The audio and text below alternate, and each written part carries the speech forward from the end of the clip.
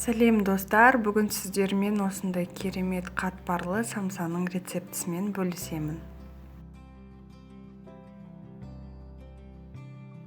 Бізге керек ұн, сары май, суық су, сұйық май, қаймақ, тұз.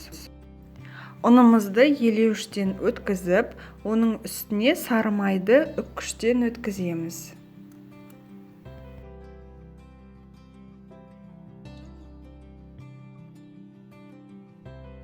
Ұнымызды және сары майымызды осылай қолмен крошка қыламыз.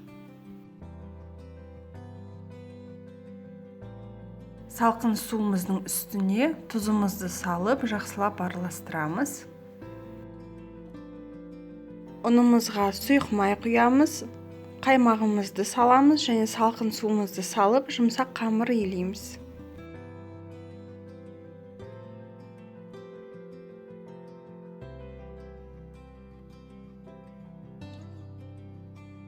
Міне бізде осындай жұмсақ, қолға жабыспайтын қамыр болады.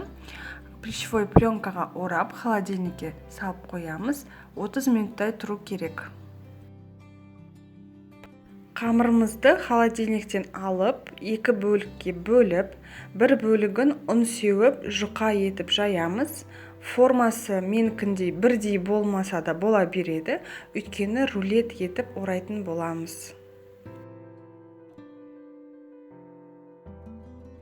Міне қамырымызды осылай жұқа етіп жайып алдық. Үстіне ерітілген сары майымызды жақсылап тұрып жағамыз.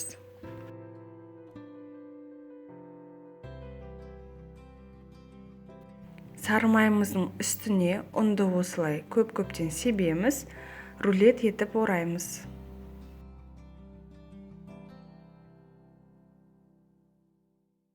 Рулетімізді салафанға салып, тоңазытқышқа кемінде 2 сағатқа салып қоямыз, негізі бір түн тұрғаны абзал.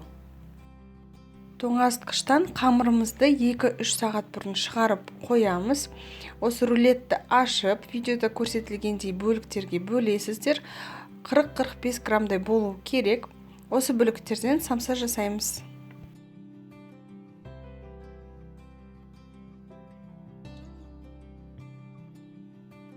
Енді самсаны салмасын салып, самсаның формасын келтіреміз. 3 бұрыш қылсаңыздар да болады, немесе осы видеода көрсетілгендей шетін жан-жағын өрсеңіздер де болады.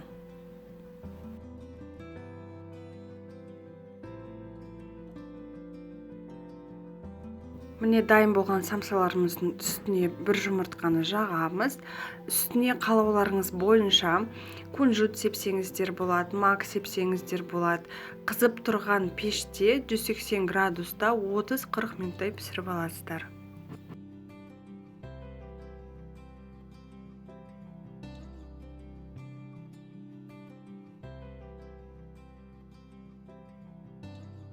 Міне бізде осындай тәтті, қатпарлы самсаларымыз дайын болды.